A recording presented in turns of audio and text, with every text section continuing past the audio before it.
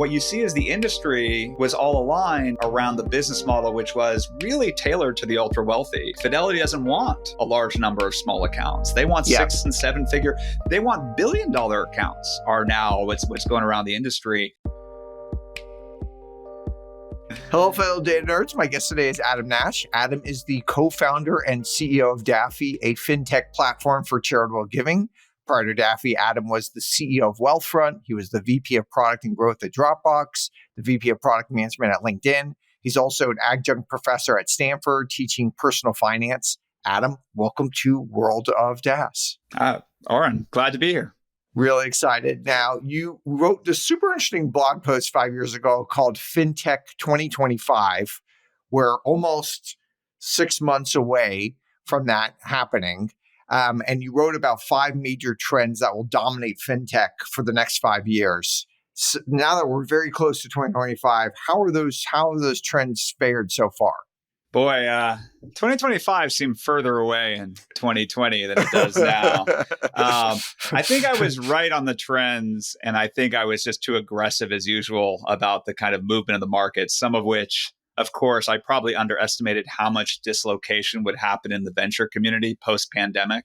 I mean, when I wrote this in 2020, it didn't feel like the venture ecosystem would be impacted that much. If anything, it was booming.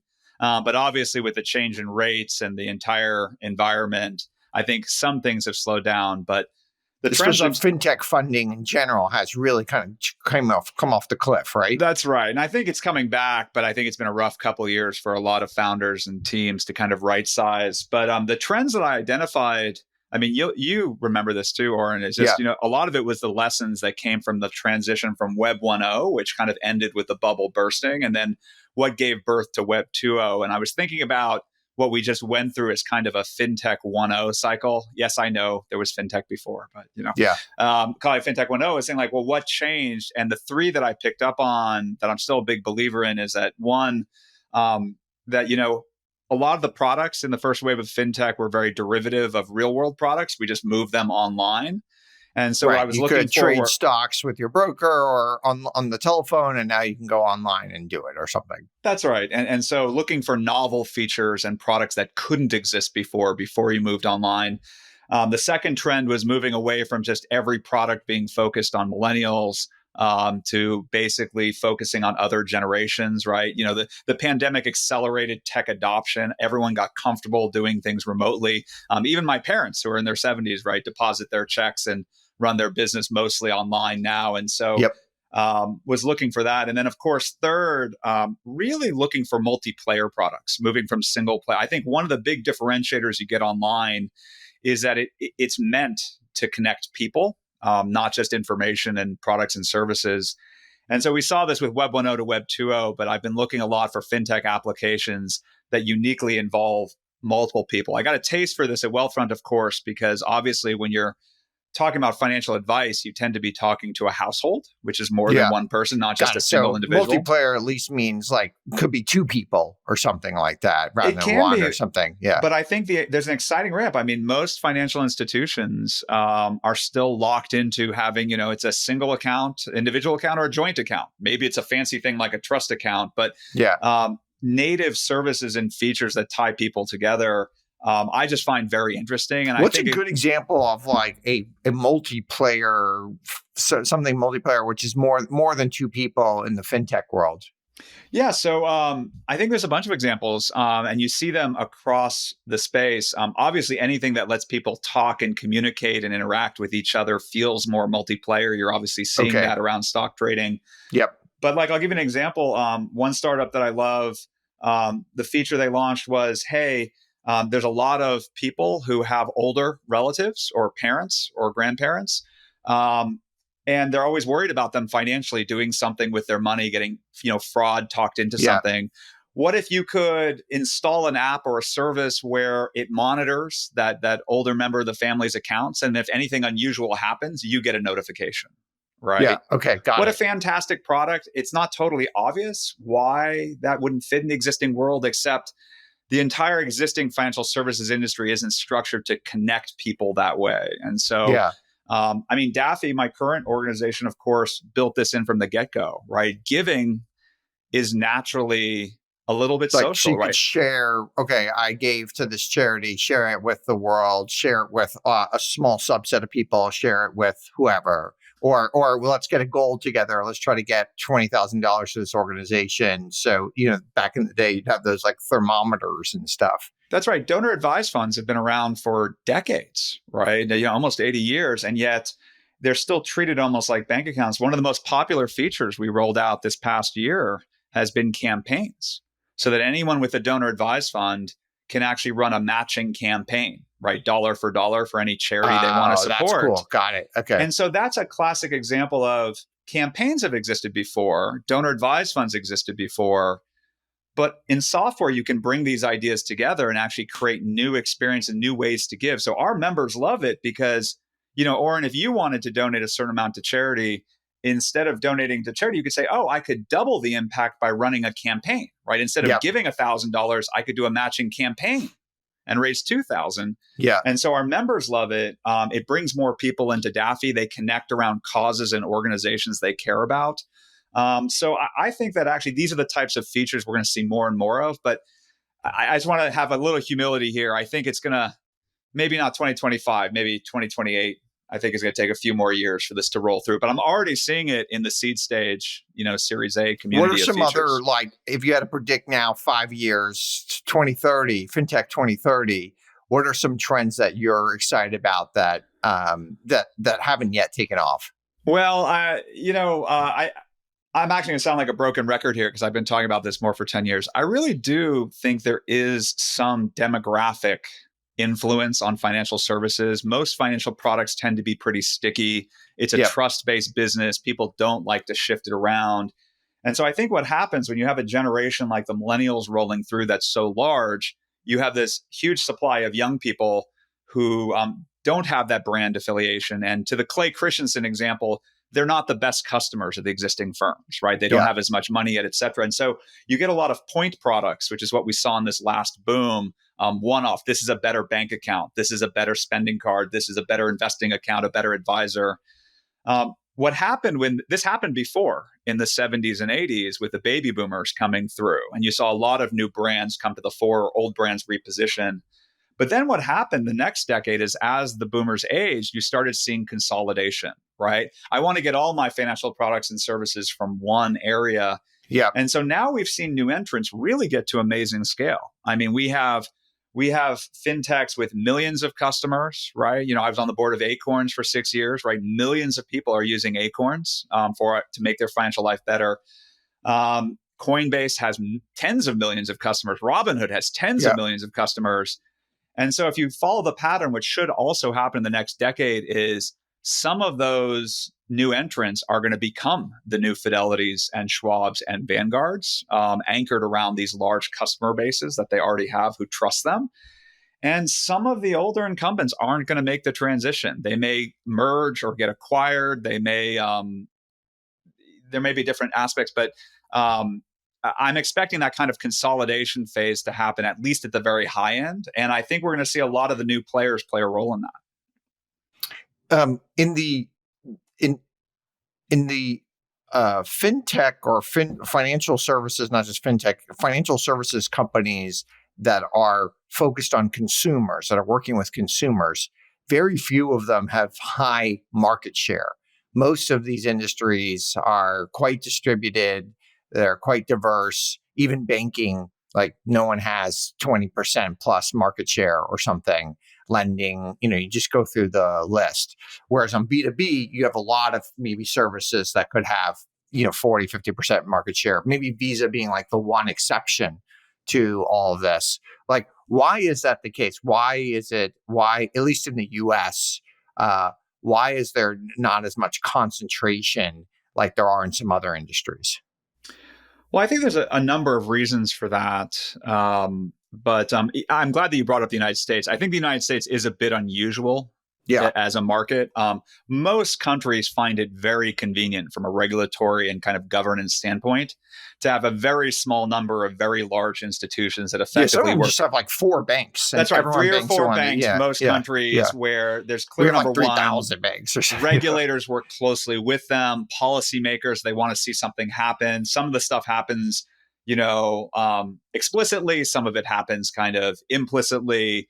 But the US, due to its kind of unique, heritage and background, actually has always had a huge number of financial institutions. I mean, even to the point where in the US, most Americans find it fairly normal that a bank and a brokerage are different things. Like where Yeah. I go to invest might be different than where I go to open a checking account or a savings account.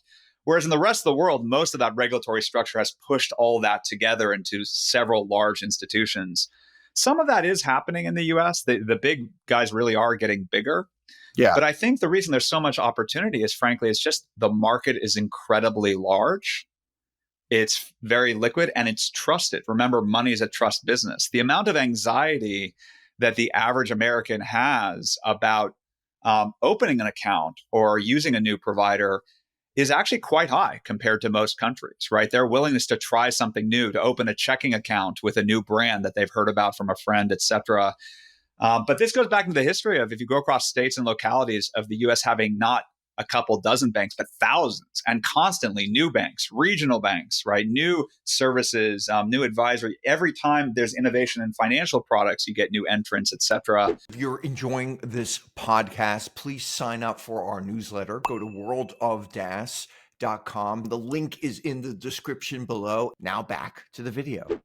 And so I actually hope that culture continues. I think that at its heart, it makes the US an incredible place to actually build new financial services and products, with the advantage as a startup, when you have limited time, the ability to actually get to some reasonable scale quickly enough that investors keep funding the journey to build something of real importance and scale.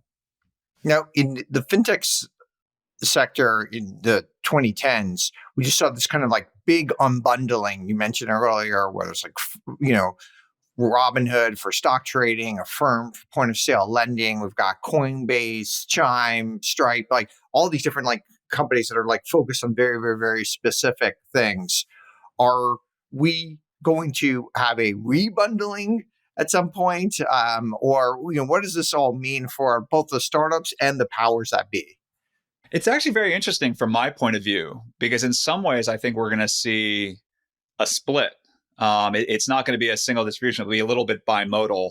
Guess it's like JP Morgan will have like be a place where you can get everything, and then there'll be all these like point solutions somewhere else. I think you're going to be able to get everything from Acorns and Okay. Chime and these other provide Robinhood. I think Coinbase. I think so. I think the really big horizontal players are going to keep expanding and adding more products and services. And of course, the incumbents are going to respond by making sure to continue to upgrade their services as they need to. But I also think that the point product or the entry isn't going to go away. And the reason is that we've learned so much about these business models and how to build these businesses. And like I said, the market is big enough because of the interconnectivity that we built out in this first boom, right? Plaid, right? All these ways of moving money around. Like I cannot tell you how hard it was in the early days of Wealthfront to open an account. People, when I opened my Wealthfront account, I had to mail in a check. Oh, wow. A physical check. I had to mail in a check. Whereas now we all take for granted the fact that, using Plaid or a number of other services, you can link an account. Everyone knows what ACH is. They know how to do wires, they know all these things. And so I think that that's actually had an effect on the consumer, where there's an assumption that these different products will work together. Like one of the reasons you can have a neobank is because if you have your paycheck deposit into Acorns, and that's what you use as your primary banking, or a Wealthfront, et cetera, consumers assume that they can link that account and pay their bills with it and do everything they need to do with any other bank account. And so I think some of the barriers and friction of money moving around that existed in the incumbent universe pre-fintech has gone away, making point products more viable. And then, of course, we haven't even begun to talk about crypto and everything that's going on there, which still has a lot of interesting potential from my point of view. Speaking of moving money around, like in in the US, well, in Europe, I'm not a fan of like generally European regulations, but they have this regulation that basically makes it really easy to like move your money and kind of off your accounts and kind of move from one to another. Like, what do you think about like government kind of like tipping the scale and trying to help some of this like inter movements and stuff? I do think the government has a good role to play around standards. I mean, I was going to make a joke in here. I do hear that the European sunscreens are better. I just came back from vacation, that sort of thing. But no, I think that, and by the way, there's some great innovation happening in fintech in Europe. One of the companies I was an advisor for, Raisin, has built an amazing business. Yeah. Just around providing a marketplace where, the European Union came together with common banking regulations, deposit coverage, et cetera. But you still had a situation where it was hard for someone in Germany to open up a bank account in Spain, even if the Spain account was paying a higher interest rate and they were both UBS accounts. It was hard to do. And Raisin has now built, I think they crossed over 60 billion in euro deposits. That's probably an old number. It's probably larger now. So, but I do think you have like Revolut, you have Adyen, Nubank, so many, like all these great European companies that came out through. I agree, but I do think where the government can help a lot is basically helping to enforce, whether through standards or regulation, interoperability, right? If it was up to the big guys, the big banks, they consider everything with their customer relationship proprietary. There'd be no account linking. They don't want to share any data. They consider that their proprietary advantage.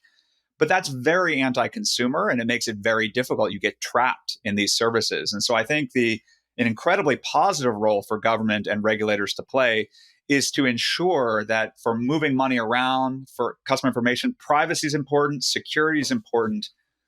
But in the end, the customer should be the top priority, right? If I want to move my money between one institution or another, if I want to move my stock account, that should be easy to do. I should be able to connect these things together because most of our financial lives involve multiple institutions, right? Involve multiple relationships.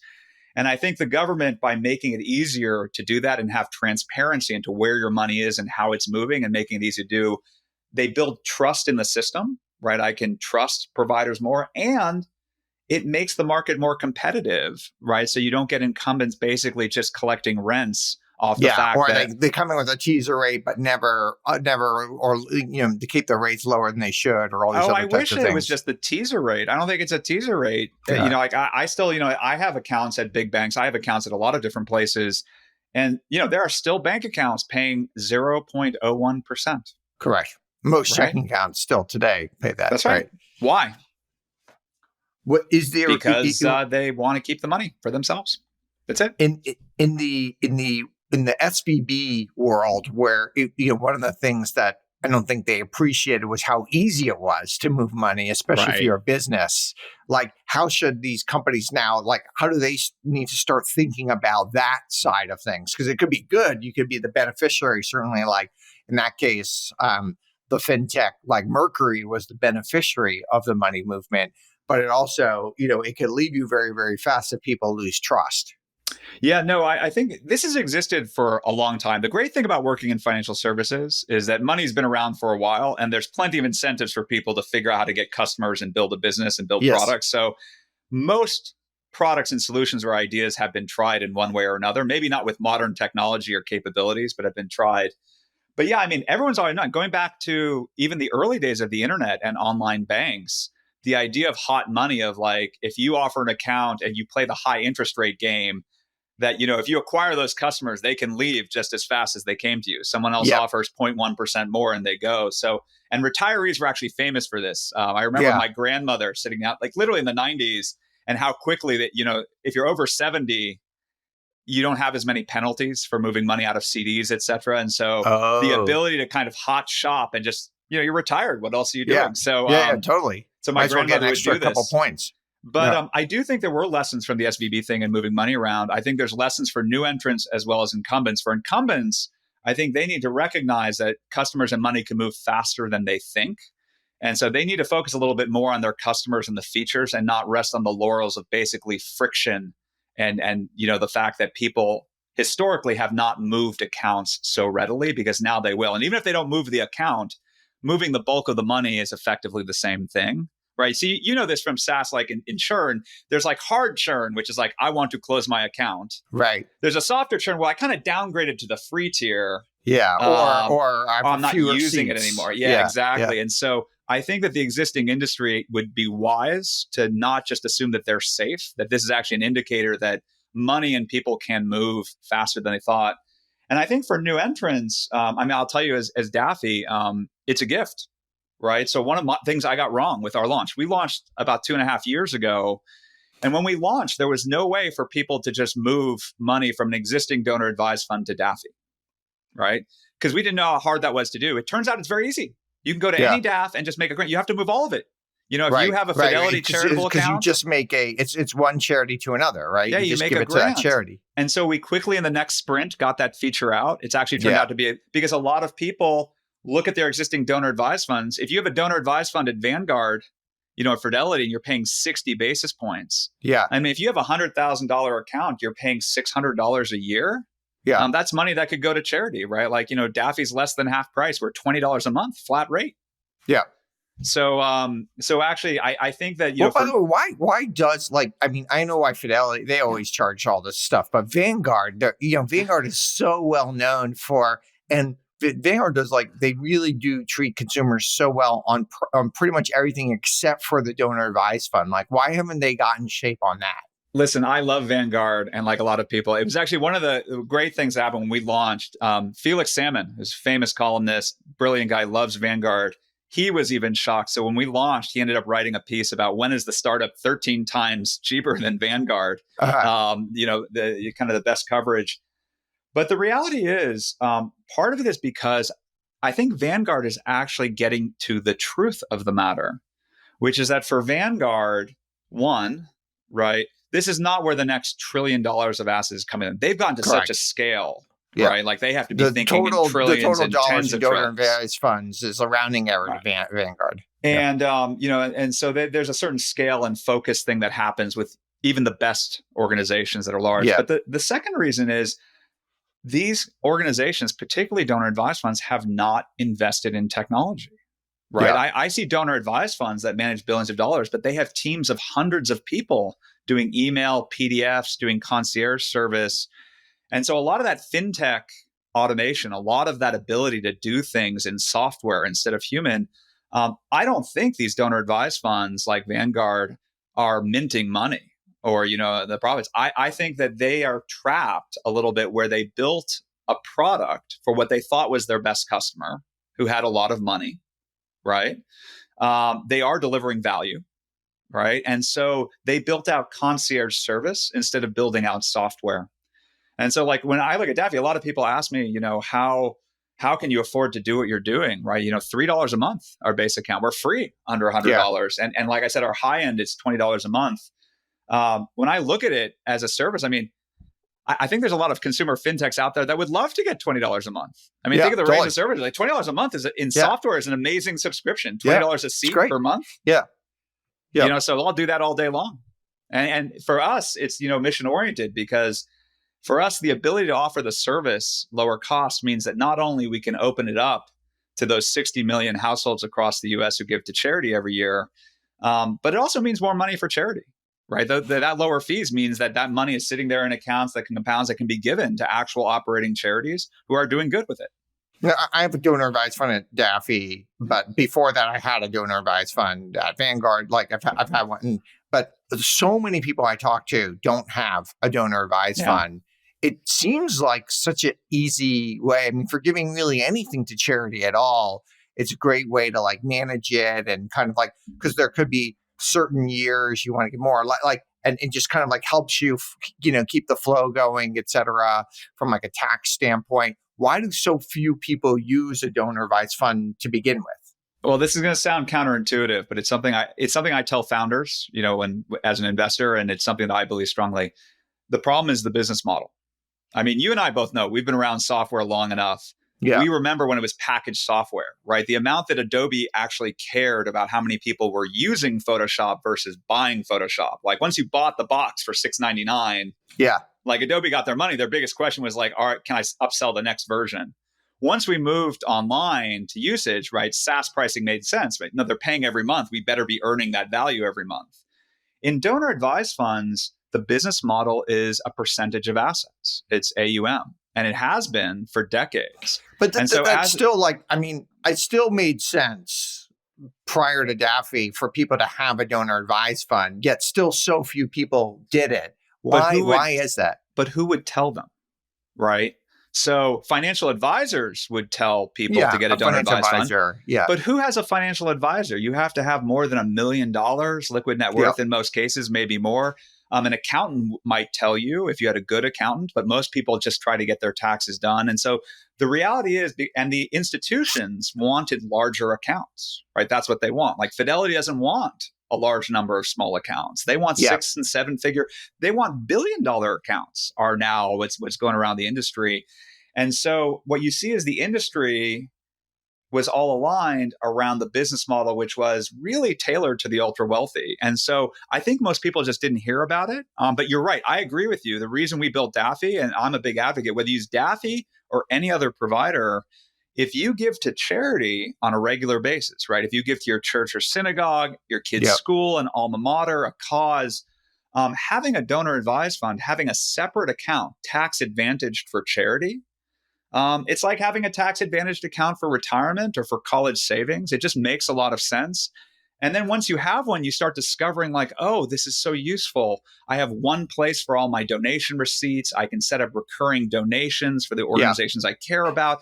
I can see what I gave last year. Yeah. And by the way, if you actually own investments in stocks or ETFs or crypto, the benefits of donating assets from a tax perspective Are way higher. are phenomenal. And so I love it. At Daffy, I see this all the time. You know, we've seen incredibly large and generous stock contributions, millions of dollars, even tens of millions. But I love seeing people who I see that quarterly vesting of that engineer coming through, and I see them send into Daffy a few $1,000s of stock every quarter. And then you see the donations go out to the alma maters, the schools, to their religious organizations or the causes they support. It's a much better way to give and to give intentionally. Now, one of the things it seems like a lot of these fintech companies just do is just simply make a better UI. Like the product might not even be that much different in many cases. In some ways, like Robinhood, is it that much different than E-Trade? The UI is just 10 times better, but the product's basically the same, right? I think Robinhood has the advantage of actually trying, but yeah, keep going. Okay, yeah, well, that might be it. That might not be it. It seems, but the UI itself is such a big advantage. Even if you've used Mercury versus Silicon Valley Bank prior to Silicon Valley Bank blowing up, the Mercury UI was 10 times better. The product wasn't that different, but the UI was so much better. The UI, is how much of just going to fintech is just making sure, respecting the user, really thinking of them from first principles, giving them a great experience, rather than just come up with some having to come up with some huge product innovation. Yeah, so I think there's room for a lot of interesting product innovation, but I love this attention to design because, when I got into fintech about 15 years ago, this was actually one of the big arguments going on. I actually talked with some of the largest institutions in the world, financial institutions, at the board level about this. And you have to understand that for most incumbents, they didn't think it mattered, right? When they knew money was a trust business, the relation was all about trust, but to them it was about very objective things like not losing the money, good customer service, taking care of different issues. The idea that the technology or the UI mattered was well, you have to be able to do what you do, but it's easy enough to figure out and you can get your stuff done. It wasn't a priority. But sorry, let me just just push back on it a tiny bit. Yeah. It's when you walk into a Chase bank, right? It's beautiful. It's spotless. They think of everything. They give you and then when you go to the chase.com site, it's like imagine going to the bank and there's rats and cockroaches running around the bank. That's what it's like. It's so funny. Actually, they do think of a UI when you actually go to the branch. In fairness to Chase, actually, and I don't know if this is a good thing or bad thing, they're actually one of the better big banks when it comes to Okay, UI. well, that's pretty But sad I if they're agree one of with the you. better ones. Yeah. And that was Yeah. exactly the argument I made when I started out, which is that all that energy you put into the customer experience around the branch, why did they do that? Because what they wanted you to feel when you walked in is that this is a good place. This is a safe place. By the way, Yeah. some of the nicety of it was like, oh, they're clearly doing well. They must be trusted, right? Yeah. And so Friendly people. what I believe is that we all talk about these generations, but let's be clear, the biggest generational break that's existed in the last 50 years is that there are people who've grown up with computers and people who learned how to use them kind of later. Yeah. And for the people who grew up with computers and software and interfaces, my argument was that one of the ways you build trust with them is the quality of your technology. It's the quality interface. If I go to a website and it's kind of janky, it doesn't load very well, it's using an old form, it's kind of a UI that looks like it's from 2003.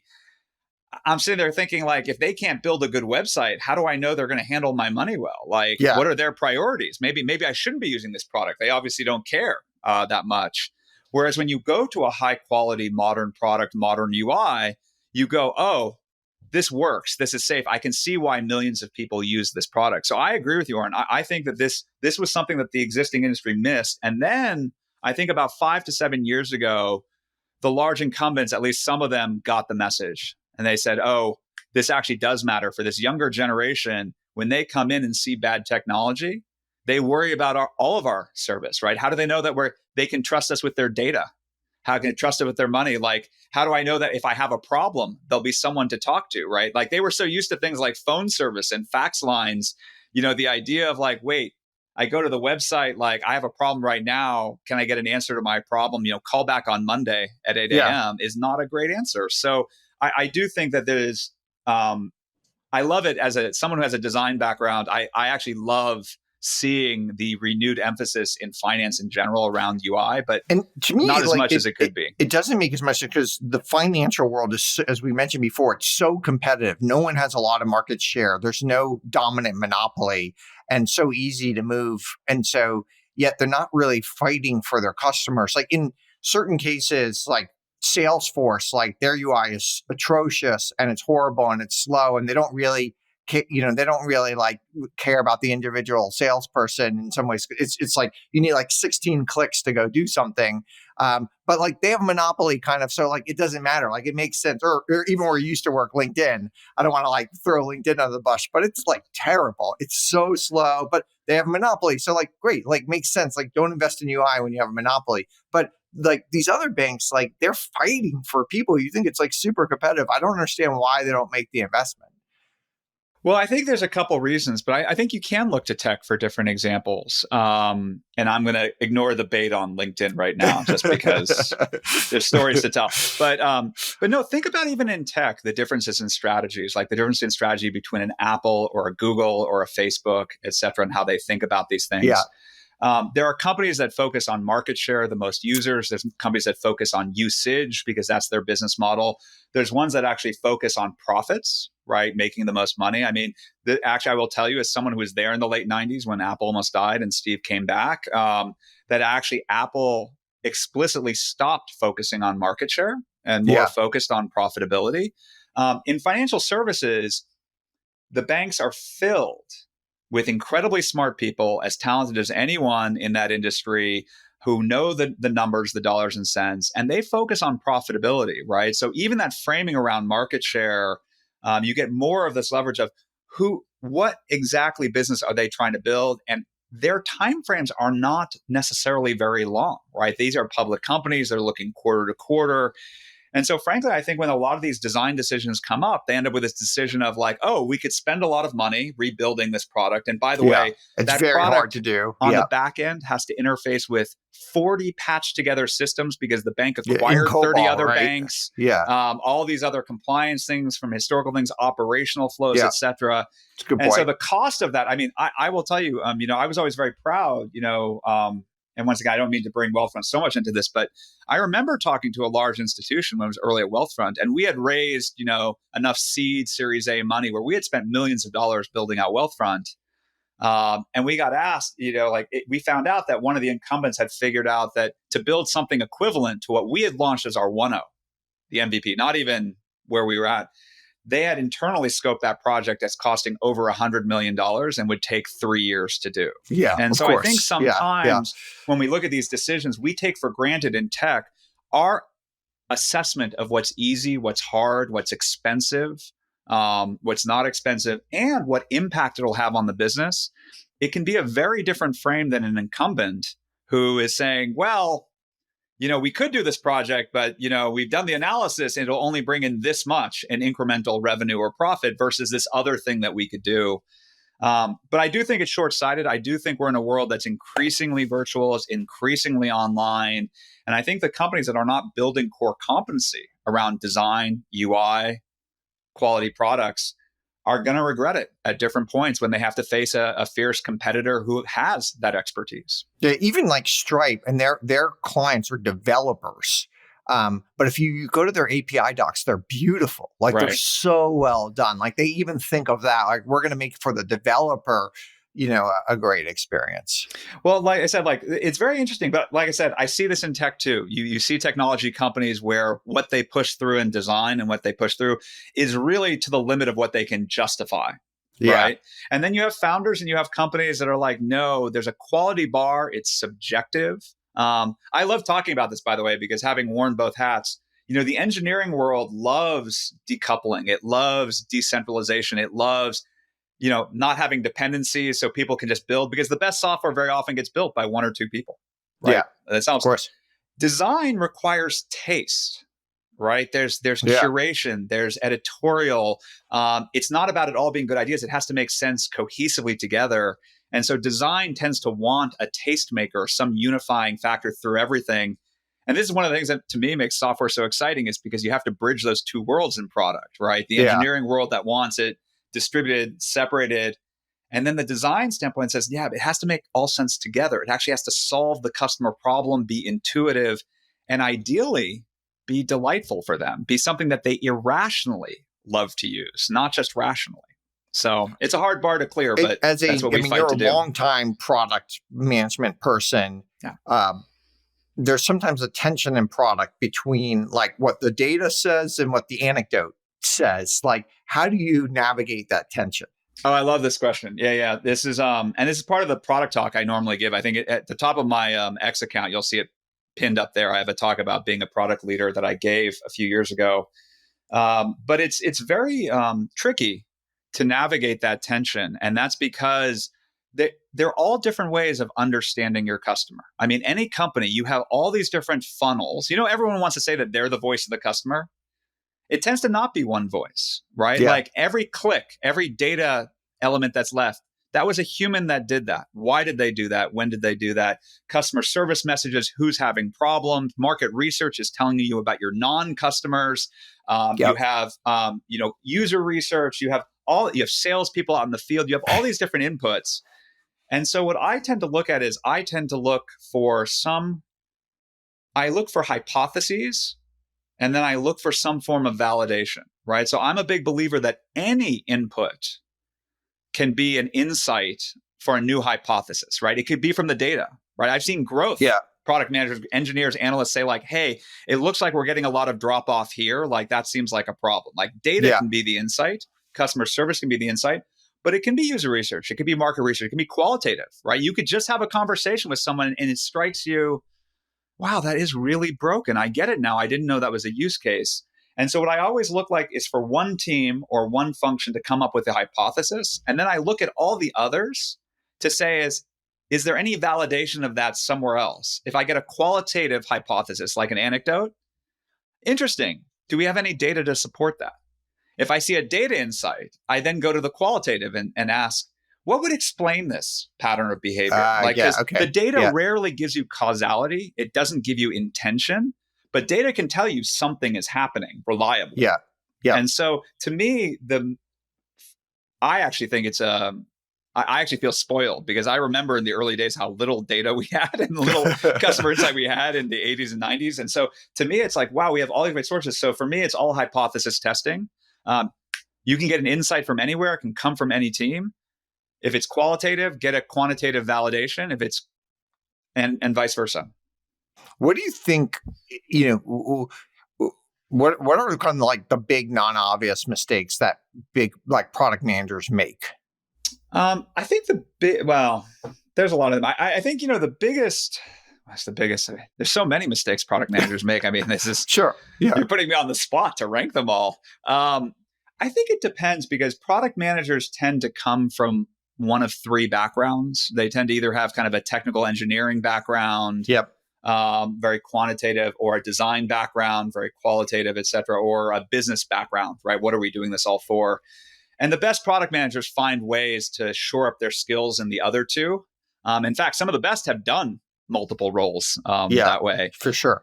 But so I think the mistakes that each type make are different. But if I had to level it up, and not everyone will agree with me. So just to be clear, I've always believed that software at its best is actually a team sport, right? I grew up in California. I played volleyball in high school. I believe in team sports. I think that, everyone has different skills. You organize plays, and what you can do together ends up being a multiplier over what you could do alone.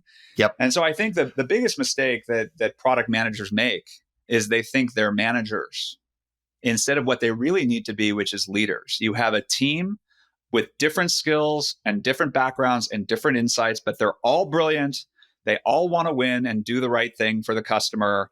And so that idea of really thinking of yourself more as a leader, not as someone who can, no, we have a process and check this box and do this. And, there's a lot of product managers out there who think the job is somehow a process job, right? Okay, like if I do these 80 things in order, I will be doing a good job.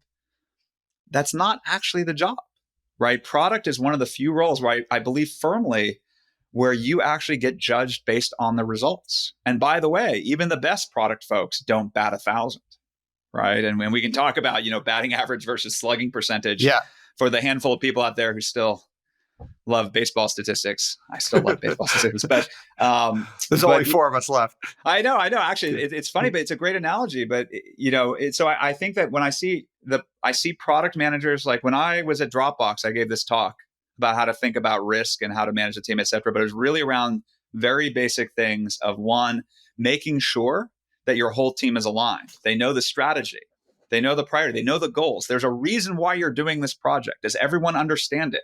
Because if they don't understand it, they're not going to be putting their best effort and applying their knowledge and skills to helping you solve that problem, right? You're not solving the problem. Your team is going to solve the problem.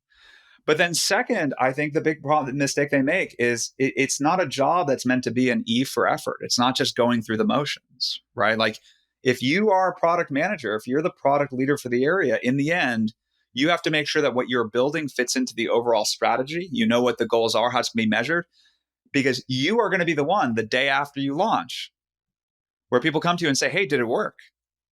Right. And so I've been amazed at how many product managers don't ask themselves that simple question. The day after this launches, your CEO comes to you and say, hey, how's it going? I know we launched yesterday. What do they want to hear? And the answer is there was a reason why that project exists in the fun place. Was it to get more users? Was it a growth feature? Was it an engagement feature, more activity? Was it a revenue driving feature? I was shocked when I got into product because I came over from the engineering side. I was shocked when I got into product at how many projects did not have a clearly articulated goal, right? And so, if I had to give any advice to product managers out there, it would be the leadership piece. And part of leadership is making sure your team knows what the goal is, how they'll be judged. Question, let's say you have a 100-person company, tech company. You may have, 8 product managers total at that company. And you have a lot of engineers, you have salespeople, you have customer success, you have marketing people, you have all these other people. In some ways, the product manager is also a bit of the router. Like they have to interact with all of those people. Even if you're the VP of product, like you may only have like a few people under you. Right. And you have to be constantly interacting, and you're kind of at the center of the company. Unlike most of these other things are a little bit more on the edges, sales, marketing, engineering, or something. A lot of like engineers don't talk to people in marketing, but the product people have to talk to everybody. Is there a certain type of personality that thrives at being that router? Uh, well, so I think you're getting at the heart of it, that there's a people element to it. Yeah. And so I do think communication is important and connectivity, because product managers in the end, the because they're judged by the overall success of the product, of what you ship, it becomes a little bit of, how do you get all those people, all that information flowing across the best solution out there to kind of achieve that goal? And I do think that they are glue, but it's never meant to be people. It has to be a leveraged role. I mean, I'm on the record of saying, like, I've actually seen teams with engineers and designers where I thought the product manager involved was a net negative, right? Just getting a couple engineers together and a designer, they can do amazing work together. Yeah. But usually the product manager, think about how expensive the product manager role is. You have to say, like, this product will turn out better instead of hiring another designer, instead of hiring another engineer. We decide to hire this product manager. Like, that's a high bar to clear. Right. Good point. You can do a lot with another engineer, especially at a startup. You're 100 people. Like, these decisions. That's an expensive decision. And so I think that the best product managers think of themselves, right? They are leverage, right? You believe the team is doing so much more. And so sometimes that's a communication flaw. The reason you see so many writing-oriented cultures now, which I love, is the more people write. It used to be only the product managers wrote a lot. Now you get engineers writing, designers writing, Figma is shared, like all. It's fantastic. So sometimes it's communication, sometimes it's knowledge, sometimes it's just the framework of putting things together. Sometimes it's making sure that the right data is in front of the right people. But I do think that product, I actually am not a big fan of large product teams. I do think that the closer the engineers are to the customer, the easier it is for them to understand the customer viewpoint directly. The further engineers are from the customer, the more you need people who are saying, no, actually, we've talked to the customer, we've studied the customer, we've looked at the data. This is actually what's highest value. But yeah, this is what I meant by being a leadership in kind of a team role. It's not, the product manager does not do everything. And by the way, despite the CEO analogy that some people like to use, no one reports to you. I mean, I remember as an engineer, when I first like the product manager, I'm like, wait, do I have to do what they say? I don't report to you. And by the way, there's like a little bit of that moment where like product managers suddenly realize, like, wait, how do I get anyone to do anything? Right. And the answer is, it's a leadership question. You know what the team wants to do is they want to win. They want to succeed. They joined that company for a reason. They're working on that product for a reason. And if you do a good job communicating what you're trying to do and why, and how it's good for the customer and good for your business and good for the team, and it's exciting, I've seen product managers get teams to do more in a week or two than they would normally get done in a quarter, spinning off and re-architecting things and rewriting things, et cetera. But it is a high bar to clear. And I wish I could tell you that almost all product managers clear it, but they don't. There's quite a few who think it's a process job. Now, I love the advice for kind of finance advice for the World of DaaS listener. And the average World of DaaS listener is actually super wealthy. Most of them are CEOs or executives at companies. They're doing pretty well. They've got a big career ahead of them as well. So they're maybe not like the average consumer out there. Definitely they should get a DAF, like 100%, right? So that's for sure. They've probably already done like the basic stuff. What else should they be looking at doing that maybe they haven't thought through yet? Oh, that's interesting. I think, and I want to be careful and judicious about advice because everyone's situation is different and at different places, age and that sort of thing.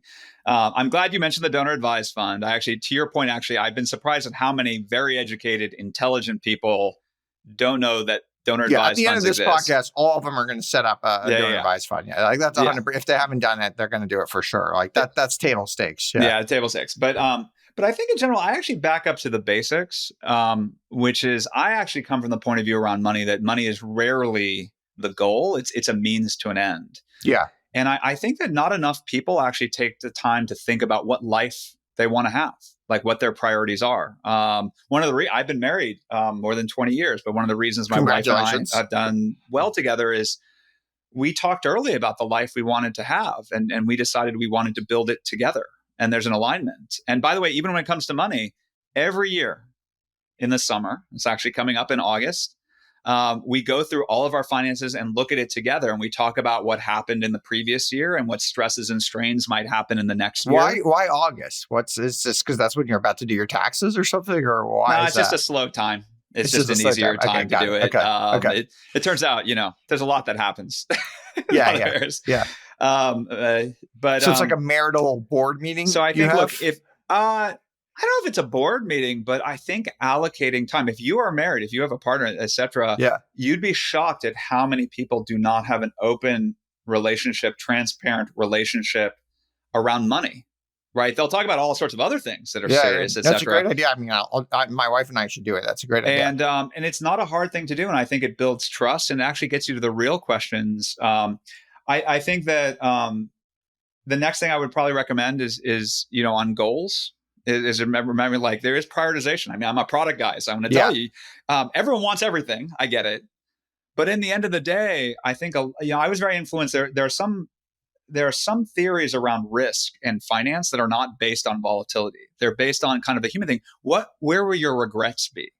Right? yeah, For some people, right? And I'm not saying everyone, but for some people, they're like, if I can't help my kids go to college, I feel like I failed.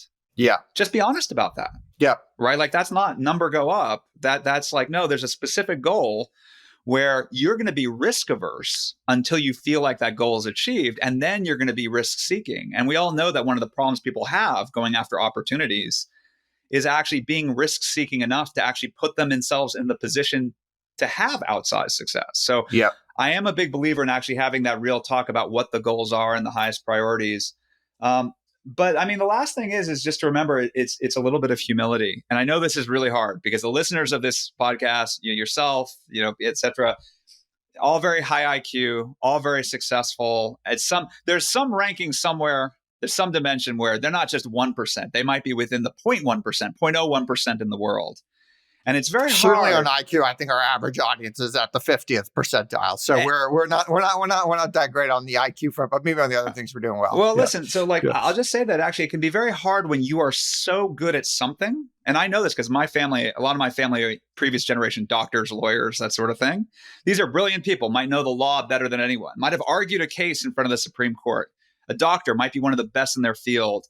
But just recognizing that when it comes to money, when it comes to investing, right, the odds are really stacked against you somehow beating the market, somehow Yes. outperforming that way. Most of us are going to find our success building products, building services, building businesses where we are experts, right?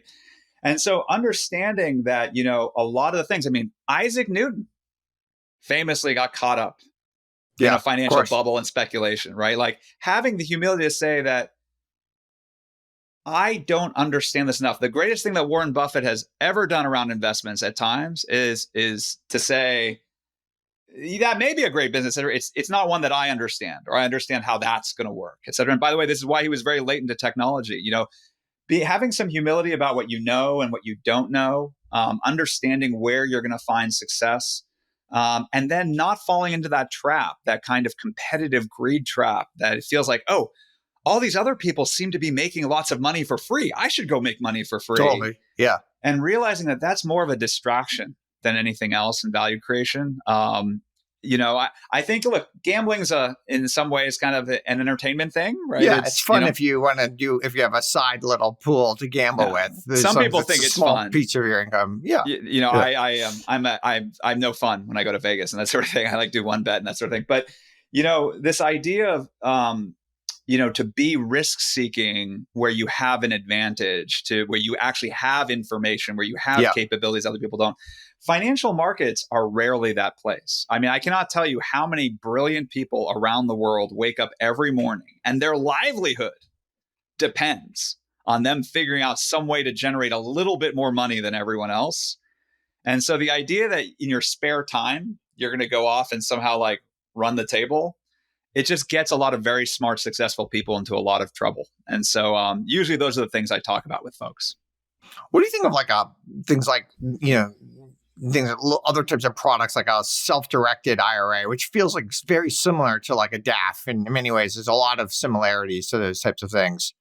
Yeah, well, I'm an investor in one company, Alto IRA, that offers self-directed IRAs. And so good company. I have some bias. I think the short answer is I like the idea of a self-directed IRA. I like giving people the flexibility to invest how they want to invest. And I do think that there are assets that go beyond just the standard stocks and bonds that can add value to a diversified portfolio for sure. And you don't need to believe me, right? Like endowments know this, et cetera. And of course, retirement accounts are invested ideally for a very long time. And so that can make sense. That being said, sometimes I think people are over optimizing a small problem instead of focusing on the big one. I am an engineer at heart, right? Like you want to, if you have a performance issue, go where the biggest performance issue is, on the small one. Yeah. And so for me, chasing this dream of building up a giant IRA is not really the point. Some people get really irrationally energized by saving money on taxes. And look, you should be smart about taxes. They set especially up the rules for a reason. You live in California, right? So especially if you live in California. Yeah. California likes to make it very clear that taxes matter, and it's a big number to focus on. Yeah. But fundamentally 54%, right? Yeah. Once again, it comes back to that basic advice of like, is that really where your time is best spent? So if you want to build a portfolio for the long term that involves assets that you can't get in a traditional IRA, a self-directed IRA can make sense for those assets for sure, or for a portfolio. But in general, I get worried sometimes because I see this lottery effect. I mean, everyone knows the Peter Thiel story. Everyone knows that somehow Facebook stock very, very early got into a Roth IRA that ended up being worth a lot. Yes. And so I Mitt understand. Romney has a similar story, right? And by the way, it can make sense. But you also have to remember that those people were in very particular positions. They were already fairly successful, et cetera, and could take some of that risk. And they did not have all their eggs in one basket by any stretch of the imagination. And it turned out they actually had pretty big baskets, as it turned out, and they got bigger. Yeah. But so I like it, but I see all financial products as tools. And, I like to do stuff around the house. I like tools. Like I said, it's just a tool. It is good if it's designed to do what you need it to do, right? Like if it solves that problem. So I think self-directed IRAs, donor advised funds, 529 plans, these are all tools that if it matches with what your goals are and what you're trying to do, fantastic. You should use them for sure. But for retirement accounts, a lot of people just do very well with the sleepy Vanguard account. I mean, Wealthfront's a fantastic option, set it and forget it and just make sure you're putting money into that thing so that that's one less thing you have to worry about down the road. Now, a couple of personal questions. Yeah. Daffy, I think, is the first company you founded. And I don't want to reveal your age. I don't even know your age, but you would be on the, not the typical 20-year-old founder that people envision, quote unquote, college dropout type person. Like you already were CEO of a company beforehand. You had many leadership positions. You kind of worked your way up at Apple, as you mentioned. What are your thoughts when you're giving advice to young people? Like, I got to found a company right away. Like, how do you talk to them? How do you advise them on their own careers? That's a tricky question because, I've done well myself. I can't complain, but at the same time, I wouldn't consider myself the pattern for anyone. There's a lot of different paths. I've always been a little bit of a traditionalist. I think that doing a startup right out of the gate is risky in a way that people don't quite understand when they're just coming out of school, if they're 20, et cetera. And that is, everyone likes to talk in Silicon Valley about learning from failure, but it's actually harder than you think. When you try to build a company or a product and it fails, it turns out there's 1,000 things you did wrong. Yeah. Which one was the reason it failed? Yeah. Causality. Everyone has an opinion. You have a team of 5 people, you'll have at least 15 opinions about what you did wrong. Yeah. And by the way, there were probably, like I said, a lot. And so when you go to successful startups and successful companies, you get one advantage that I think is phenomenal, which is you actually see success amidst all the things they're doing wrong. I cannot tell you how many things LinkedIn did wrong while I was there. Right. That's a good point. It is such a long list. Yeah. But you know what I learned? Those things aren't material to building a long-term, very successful large business because there are some problems. It's phasing, it's ordering, it's prioritization. There are some problems that you get to solve later when you're successful, and there are some problems that actually can kill you early. And so I think by the way, I love this. Like the tweet on this is like everybody does so many things wrong, and most of those aren't going to kill you. Right. right? And And they're you not just have to know material. what's really what to do or what to do right. And so this is actually, by the way, the thing I see in the difference between people who've been at large companies where they didn't build the system, they're working within the system, versus having to build the system, the kind of 0 to 1, or even just, find, scaling, kind of blitz scaling, et cetera. So my advice tends to be is actually the companies I like to route young people to, as I say, do a tour of duty or two at a fast growing, ideally in my mind, kind of mid-stage startup, right? Like I Yeah. used to always say, like we used to put up this list of Wealthfront, but even before that, a decade before, I would tell people, look for companies that have figured out their revenue model. Like they probably have millions of dollars in revenue. They're growing 100% year over year. Yeah. And they're Yeah. still under 100 people. And the reason that's a fantastic place for young people to go is, first of all, they're growing rapidly, which means growth begets opportunity for young people. If you're going slowly, they'll hire someone who has experience to do the job. Yeah. If you're growing fast, you don't have time for that. You can just raise your hand and go do the job. You may not be Totally. qualified for that job. You wouldn't get hired for that job, but the company needs you to do it. If it's growing 100% year over year, the probability of you generating real value, equity value, you're going to see a 10x over 3 to 4 years. That's amazing, right? Yeah. And you'll learn a lot in the Incredible. process. Yeah. And then the network of people at those companies always turns out to be phenomenal. Even if the company doesn't work for some reason, Right. those Even if people it go blows off. up. Yeah. And so I tend to like to see young people do a couple tours of duty, not too much. But then I always say, like, then if you want to go start a company, et cetera, you'll have a network, you'll have some people. It doesn't have to take 100 years, but I do like, a tour of duty to me is like 2 to 3 years, right? Taking a few years to learn. You'll see a lot of the great founders, even young ones. Look at, Kevin and Mike at Instagram, et cetera, right? Like they did a few things ahead of time. I have no problem with people starting companies out of the gate. I mean, for me personally, I'm a laggard.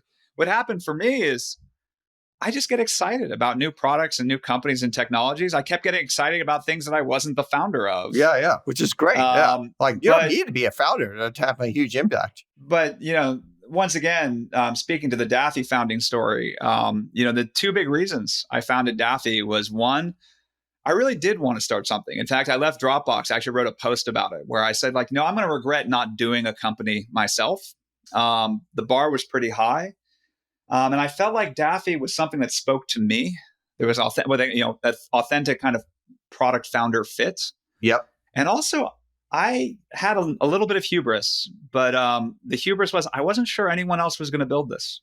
Yeah. And this is a way for me to have impact in a world. And I do believe that building products and building companies is a way to have impact on the world. Absolutely. And so that's my story.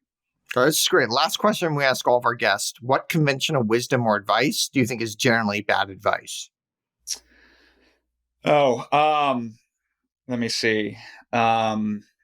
It's a tricky question because we can all think of examples where conventional wisdom is off, but conventional wisdom is conventional for a reason. Like in most cases, it is the way to follow.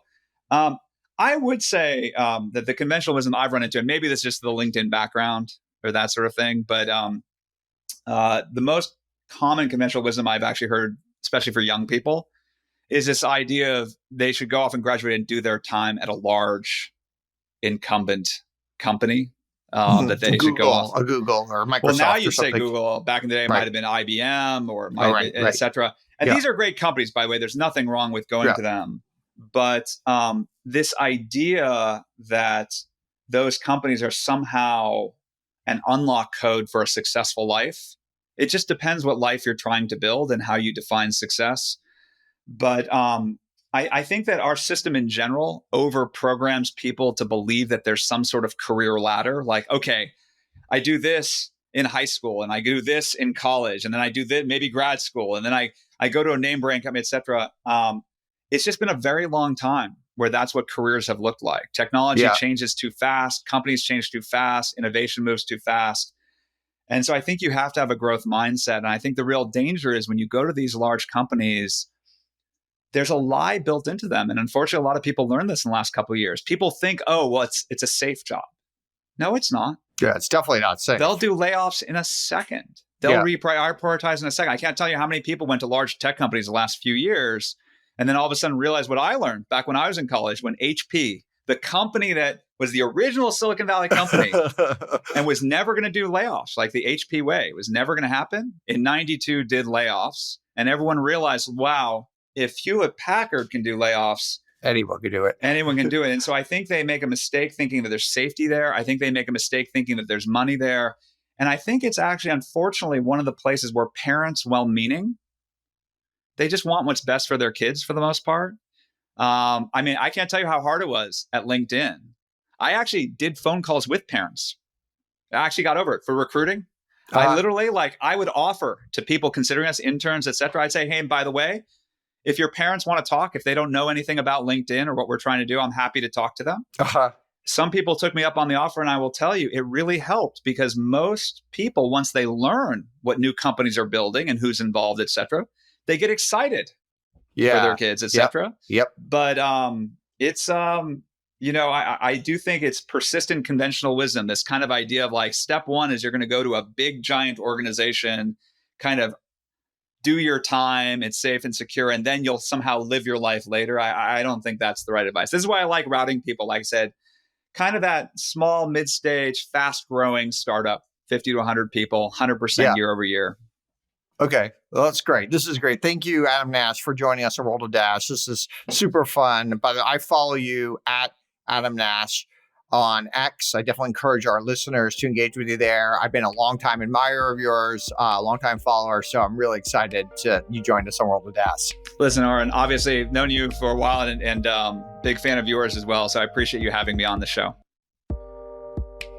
And if you're a super data nerd, go to worldofdash.com. That's DAAS, worldofdash.com, and sign up for our weekly Data as a Service news roundup newsletter. Thanks for listening. If you enjoyed the show, consider rating this podcast and leaving a review. For more World of DAS, and DAS is DAAS, you can subscribe on Spotify or Apple Podcasts or anywhere you get your podcasts. And also check out YouTube for videos. You can find me at Twitter at Auren, that's AUREN, Auren, and we'd love to hear from you.